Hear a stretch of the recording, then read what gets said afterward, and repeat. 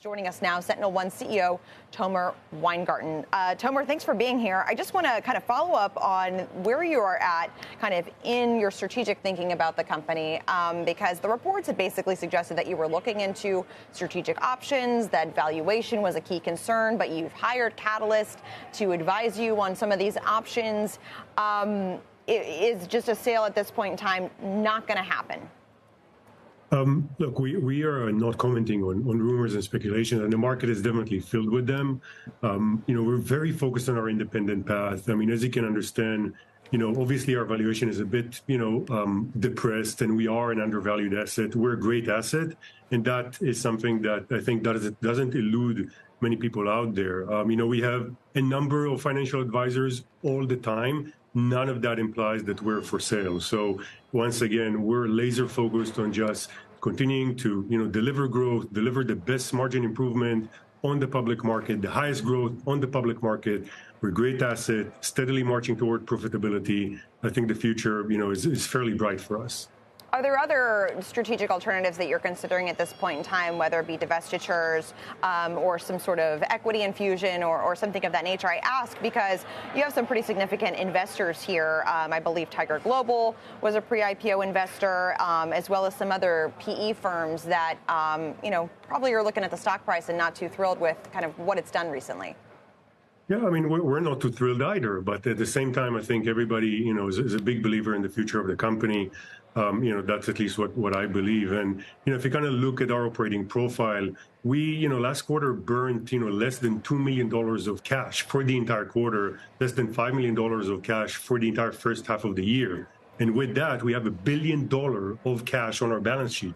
So I would say that puts us in a very sustainable place for the future. As these margin improvements also continue, it's very clear to see that at some point we will inflect into free cash flow positivity. Yeah, I do want to ask you about just operational efficiency. You've taken some headcount moves. Is the margin guidance, is there more gas in that tank, or would you have to do more on the efficiency front, or is that all done for now? We're constantly improving. I mean, it's not going to result in any other big transformation. But at the same time, we definitely see more and more operational efficiency opportunities. I mean, we're streamlining our operations. We're improving our go-to-market. I think leveraging AI within our operations also helps. We're scaling our support. We're scaling our services. All of that, will eventually make its way to the bottom line. We've had a lot of discussion today about just the mindset at the enterprise right now. If we're heading into a more uncertain year in 24, do you think the discussion around budgets or bookings or signings or sales cycles is going to get more treacherous come year end? Possibly. I think that, at least what we've seen now is stabilization. I think it's kind of the same type of behavior that we've seen in the beginning of the year. So it's not getting worse, at least true to last quarter. But there is a possibility that things will take a turn for the worse. We're taking a very conservative view as to, how the economy is going to be in these coming quarters. We're not expecting any improvement. We believe that customers are still very much focused on conserving cash, conserving their budget, investing where they need. Obviously, generative AI opens up, some opportunity, but I would also, caution investors from flocking into, generative AI applications. I mean, this is just the first wave of generative AI applications.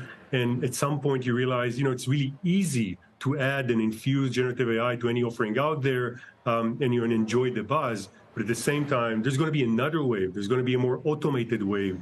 There's going to be other technologies that are going to be, more autonomous in their operation, and it might make some of what people are doing today with generative AI quite obsolete. So I would also kind of caution that, generative AI is not the panacea, and customers are not just, don't just have an open book to invest in generative AI applications. They are being diligent. They are scrutinizing their spend, and I think rightfully so.